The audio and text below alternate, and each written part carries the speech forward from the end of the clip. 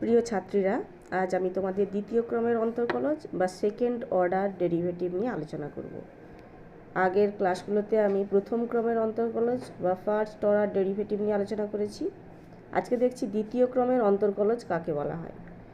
y = fx যদি x এর একটি অন্তর্কলনযোগ্য অপেক্ষক হয়, তবে x এর সাপেক্ষে y এর অন্তর্কলজকে প্রথম ক্রমের অন্তর্কলজ বলা হয়। এটা আমি আগের ক্লাসে আমরা দেখে নিয়েছি এবং এটিকে সাধারণত আমরা dy dx বা f' বা y1 বা y' বা dy ইত্যাদি প্রতীক দ্বারা প্রকাশ করে থাকি। তাহলে দেখো আমরা কি কি প্রতীক দ্বারা প্রকাশ করি। dy dx, f', আমি এই দুটো প্রতীক দিয়েই প্রকাশ করে এসেছি। তো দেখো এইভাবেও প্রকাশ করা যায়, y1 বা y' বা dy এই প্রতীকগুলো আমরা ব্যবহার করতে পারি। এই প্রথম ক্রমের অন্তর্কলজকে আবার x এর সাপেক্ষে অন্তর্কলন করা হলে তাকে দ্বিতীয় ক্রমের অন্তর্কলজ বলা হয়। তাহলে দেখো পুনরায় অবকলন করে, অর্থাৎ প্রথম ক্রমের অন্তর্কলজকে পুনরায় অবকলন করলে আমরা দ্বিতীয় ক্রমের অন্তর্কলজ পাবো এবং সেটাকে কি নোটেশন দিয়ে ব্যবহার করা হবে, ইউজ করা হবে, বোঝানো হবে না d2y dx2 f'(x), y2 y'' বা d2y। দেখো ওই নোটেশনগুলো আমরা ব্যবহার করেছি, যা ছিল একটা করে ছিল সেগুলো ডবল করে বসে f'(x), y2 y'' বা d2y এই সমস্ত প্রতীক দ্বারা প্রকাশ করা হচ্ছে। আমি একদম ডাইরেক্ট এগুলোর অঙ্কতে চলে যাচ্ছি। প্রশ্নমালা 4-এ অতি সংক্ষিপ্ততে দেখো 8 দাগের একটা অঙ্ক। x = a cos nt + b sin nt বলা হচ্ছে a b n এগুলো ধ্রুবক এবং আমাদের প্রমাণ করতে হবে এইটা = 0, d² x dt2 + n² x = 0। আমরা কি করব, এখানে যেহেতু সেকেন্ড অর্ডার ডেরিভেটিভ আছে আমরা ধীরে ধীরে দুবার অবকলন করব। তাহলে t এর সাপেক্ষে অবকলন করছি, যেহেতু এটা t এর ফাংশন দেওয়া আছে। dx dt = -an sin nt + bn cos nt, n common নিয়ে নাও, -a sin nt + b cos nt।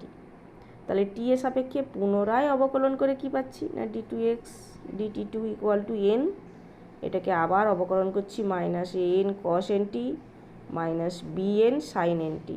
এখান থেকে -n² কমন এলো, দেখো n কমন এলো আর একটা বাইরে n ছিল, তার মানে -n² হলো। ভেতরে কি থাকলো, a cos nt + b sin nt। দেখো এইটা সমান আবার আমাদের x জানা আছে, তাহলে = -n² x লিখলাম। তাহলে d² x dt2 + n² x = 0। তাহলে এটা আমাদের প্রথম অঙ্কটা হয়ে গেল। এই অঙ্কগুলো একটু প্র্যাকটিস করলে দেখবে খুবই সোজা। সংক্ষিপ্তের একটা অঙ্ক করছি 3 দাগের 5। x = a * cos θ + θ sin θ, y = a * sin θ - θ cos θ। প্রমাণ করতে হবে যে y2 at θ = π/4 কত। প্রমাণ নয়, এটা মানটা নির্ণয় করতে হবে। অর্থাৎ সেকেন্ড অর্ডার ডেরিভেটিভ y এর সেকেন্ড অর্ডার ডেরিভেটিভ at θ = π/4 আমাদের মান বের করতে হবে। এবার দেখো এই যে y2 দ্বারা কিন্তু d²y/dx² এইটাই বোঝাচ্ছে, এটা কিন্তু থিটার সাপেক্ষে বোঝাচ্ছে না, এটা কিন্তু x এর সাপেক্ষে সেকেন্ড অর্ডার ডেরিভেটিভ বোঝাচ্ছে এবং সেটা বার করার পরে তার মান θ = π/4 আমাদের নির্ণয় করতে হবে। তাহলে যেহেতু এগুলো থিটার ফাংশন আকারে দেওয়া আছে, অর্থাৎ x এবং y এর প্যারামেট্রিক ফর্মের ইকুয়েশন দেওয়া আছে, আমরা থিটার সাপেক্ষেই এগুলোকে অবকলন করছি। তাহলে dx dθ = a এটা হচ্ছে -sin θ + sin θ, থিটার ডেরিভেটিভ করলে sin θ 1 হয়, তাহলে 1 * sin θ মানে sin θ প্লাস θ এইটার ডেরিভেটিভ মানে cos θ। এটা থিটার সাপেক্ষে অবকলন করে পেলাম। দেখো sin θ - sin θ কেটে গেল, থাকলো θ cos θ, তাহলে a θ cos θ। তেমনি দেখো dy dθ, অর্থাৎ এটাকে আবার থিটার সাপেক্ষে অবকলন করে কি পাচ্ছি না সেই আগের মতো a * cos θ - cos θ plus θ sin θ। একবার এইটার ডেরিভেটিভ হবে, এটা থাকবে অর্থাৎ -cos θ, আর একবার θ cos θ derivative, cos θ derivative -sin θ, আবার মাইনাসে প্লাস, এটা কেটে গেল a θ sin θ পেলাম। তাহলে dy dx = কি হবে, dy dθ / dx dθ, তাহলে a θ sin θ / a θ cos θ কি হলো tan θ। এবার d2y dx2 আবার আমি x এর সাপেক্ষে অবকলন করছি, তাহলে এটা ddx of tan θ হবে। কিন্তু এটা যেহেতু থিটার ফাংশন দেওয়া আছে, আমাকে এখানে d theta of tan theta into d theta d x লিখতে হবে। তাহলে এটার ডেরিভেটিভ এবার থিটার সাপেক্ষে sec square theta into d x d থিটার মান দেখো আমরা আগে বের করেছি এ থিটা কস থিটা, আর এখানে আছে ডি থিটা ডিএক্স, তাহলে 1 এ থিটা কস থিটা হবে।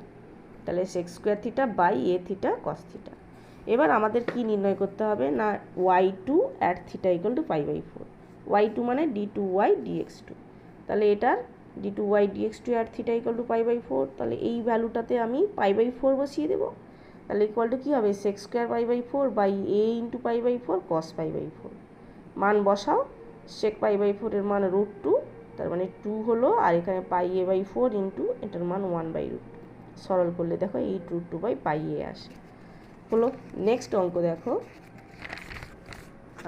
x³ log 1/x, 7 অঙ্ক y = x³ log 1/x। কি দেখাতে হবে দেখো xy2 - 2y1 + 3x² = 0, এটা আমাদের দেখাতে হবে। আচ্ছা তাহলে ইকুয়াল টু দেখো x³ ইন্টু এটা আমরা লিখছি log 1 - log x, log a - log b সূত্রে ভেঙে দিলাম।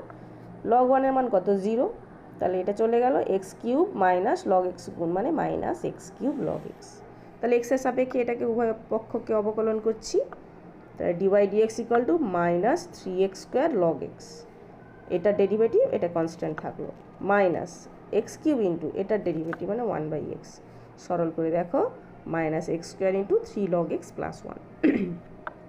x এর সাপেক্ষে পুনরায় অবকলন করে পাই, এটাকে আবার x এর সাপেক্ষে অবকলন করছি d2y dx2 = তাহলে এটার ডেরিভেটিভ এটা কনস্ট্যান্ট থাকবে মানে -2x into 3 log x + 1 minus x² into এইটার ডেরিভেটিভ হবে অর্থাৎ 3/x, আর 1 এর ডেরিভেটিভ তো 0 হয় তোমরা জানো।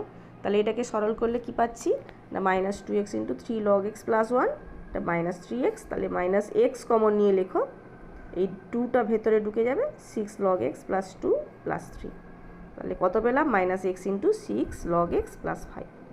এবার দেখো যেটার মান বের করতে হবে এটা ইকুয়াল টু 0 দেখাতে হবে বলা আছে, তাহলে এইটা সমান আমরা দেখছি কি হয়।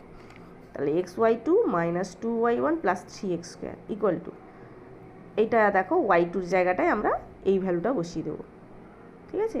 এবার এখানে -x আছে, আরও একটা x গুণ হয়ে -x² ইন্টু এটা -2y1, অর্থাৎ এখানে মাইনাসে মাইনাসে +2x² হলো ইন্টু এটা 3 log x + 1 বসলো +3x²। প্রত্যেকটায় দেখো x² রয়েছে, আমি x²কে বাইরে বার করলাম, তাহলে ভেতরে কী হবে মাইনাসটা গুণ হয়ে যাবে, তেমনি এখানে 2টা ভেতরে গুণ হয়ে যাবে, সরল করো আমরা পেয়ে যাচ্ছি 0, তার মানে এটা ইকুয়াল টু 0 প্রমাণ হয়ে গেল। দেখো প্রত্যেকটা অঙ্কে যেটা প্রমাণ করতে হবে আমি ডান দিকে লিখেছি, পরীক্ষার হলে তোমরা এগুলো করবে না, যেহেতু আমি বইটা দেখাচ্ছি না বলে পাশে এরকম টুকে রেখেছি, তোমাদের এরকম কিন্তু আসলে টোকার দরকার নেই। নেক্সট দেখো 12 অঙ্ক sin inverse x = log y, কী প্রমাণ করতে হবে না 1 - x² whole into y2 - xy1 - y = 0।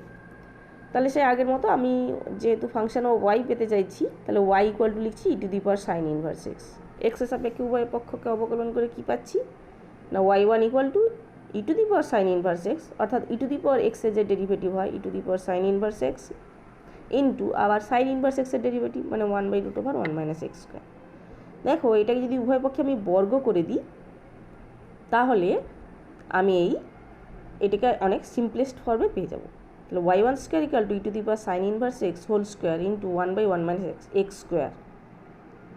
তাহলে এই 1 - x²টা এদিকে এলে এইভাবে লেখা যাবে, আর e⁻ sin ইনভার্স x এর হোল স্কোয়ার মানে আমার e⁻ sin ইনভার্স x হচ্ছে y²।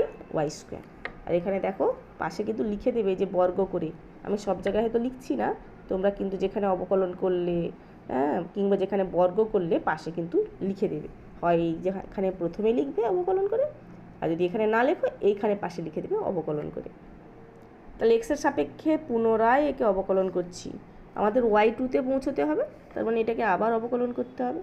তাহলে 1 - x² ইন্টু এইটার অবকলন করলে 2y1, আবার y1 এর ডেরিভেটিভ মানে y2, তেমনি দেখো y1² থাকলো আর 1 - x² এর ডেরিভেটিভ অর্থাৎ -2x y1² ইকুয়াল টু এটার ডেরিভেটিভ কী হয় 2y y1। সবগুলো টার্মে দেখো 2y1টা রয়েছে, তাহলে ওটাকে আমরা বাদ দিলাম মানে ওটাকে ভাগ করে দিলাম, তাহলে y2 into 1 - x² - x y1 equal to y। তাহলে y2 into 1 minus x square minus x y one minus y equal to 0, এটাই আমাদের প্রামাণ্য ছিল। হলো। নেক্সট দেখো 18 একটা অঙ্ক করছি, y equal to cos of m sine inverse x. দেখাতে হবে 1 minus x square into y2 minus x y one plus m square y equal to 0। সেই আগের মতো এটাকে আমরা অবকলন করছি, আমি যেমন প্রথমেই লিখিনি এই জন্য পাশে এখানে লিখেছি এক্সের সাপেক্ষে অবকলন করে। কি পেলাম? y1 ইকুয়াল টু, দেখো কস থিটা বলে ভেবে নাও এটাকে, কস থিটার ডেরিভেটিভ কী হয়? মাইনাস সাইন থিটা, অর্থাৎ minus sine m sine inverse x into আবার এই ভেতরের অংশটার ডেরিভেটিভ হবে, অর্থাৎ m into 1/√1 minus x square. Sine inverse এক্সের ডেরিভেটিভ কী হয়? 1/√1 মাইনাস এক্স স্কোয়ার। আর এমটা তো আসবেই তার সঙ্গে, যেহেতু এটা কনস্ট্যান্ট গুণ হিসেবে আসবে। এবার দেখো এটাকে আমি সিম্পলেস্ট ফর্মে আনার জন্য উভয় পক্ষকে বর্গ করে ফেললাম, কারণ বর্গ করলে দেখো এই মাইনাস সাইনটা সাইন স্কোয়ার হবে, আর sine square M sine inverse এক্সকে আমি ওয়াই দিয়ে বসাতে পারি, অর্থাৎ 1 মাইনাস ওয়াই স্কোয়ার হবে। সাইন স্কোয়ার থিটা সমান 1 মাইনাস কস স্কোয়ার থিটা, এই সূত্রে। তাহলে আমি বর্গ করে ফেললাম, তাহলে এটা মাইনাসটা প্লাস হয়ে গেল m square by 1 minus x square. এটাকে উভয় পক্ষকে বর্গ করে এক্সের সাপেক্ষে অবকলন করে, দেখো এগুলো লিখছি আমি, তোমরাও লিখবে অবশ্যই। তাহলে দেখো এটার জায়গায় লিখছি 1 minus Y square into m square by 1 minus x square. তাহলে এটা গুণ করে দিই, 1 minus x square into y square equal to m square into 1 minus Y square. দেখো এখানে আমি y1 পেয়েছি, আমাদের যেতে হবে কোথায়? y2-তে যেতে হবে।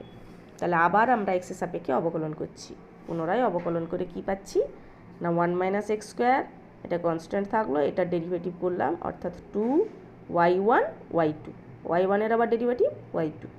তেমনি দেখো এটা কনস্ট্যান্ট রাখলাম y1 স্কোয়ার, এটার derivative minus 2x y1 square equal to m square into এটা ডেরিভেটিভ করলে কি হয়? Minus 2y y1। ঠিক আছে, আর এটাকে যদি আমি কনস্ট্যান্ট রেখে এটা ডেরিভেটিভ করি, এম স্কোয়ারের ডেরিভেটিভ 0 হয়, সুতরাং সেই টার্মটা আর আসবেই না।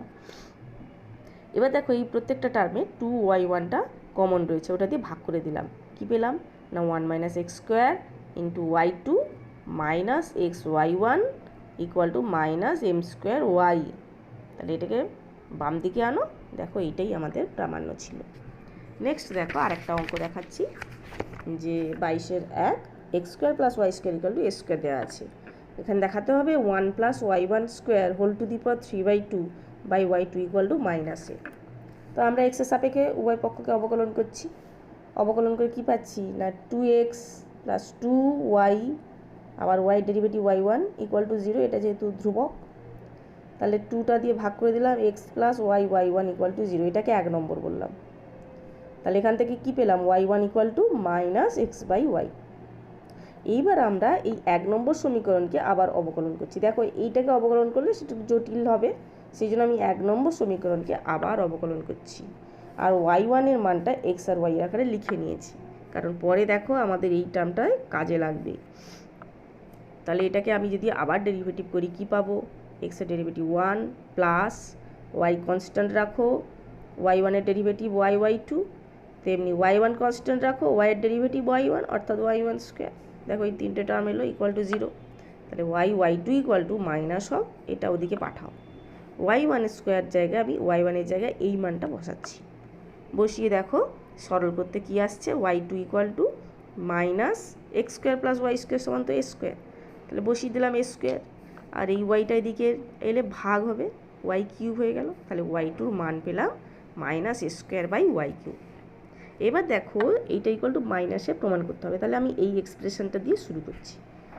1 plus y1 square whole to the power 3/2 by y2 equal to কী হবে? 1 প্লাস y1 স্কোয়ার বলতে X square by Y square whole to the power 3/2 by y2 বলতে minus square by Y cube. তাহলে এটাকে সরল করছি, Y square plus X square by Y square এর whole cube into এটা আমি যদি ওপরে লিখি কী হবে? Minus Y cube by A square, এটা উল্টে যাবে। এবার দেখো এইটার জন্য আমি এ স্কোয়ার বসালাম, নিচে তো ওয়াই স্কোয়ার আছে হোল টু দি পাওয়ার 3/2 ইন্টু minus Y cube by A square. দেখো এইটা দেখো এ বাই ওয়াই এর হোল স্কোয়ার বলে মনে মনে ভেবে নাও, তাহলে এ বাই ওয়াই এর হোল স্কোয়ার ইন্টু 3/2, সূচকের নিয়ম অনুযায়ী 2 কেটে যাবে, কি থাকলো তাহলে 3, তাহলে A cube by Y cube into minus Y cube by A square. সরল করো, মাইনাস এ থাকলো, একটা এ ওপরে থেকে যাবে, তাহলে এটাই আমাদের প্রামাণ্য ছিল, প্রমাণ হয়ে গেল। ঠিক আছে, তাহলে আমি এই ভিডিওটা দেখে নাও, তারপর তোমাদের কয়েকটা অঙ্ক করতে দেবো।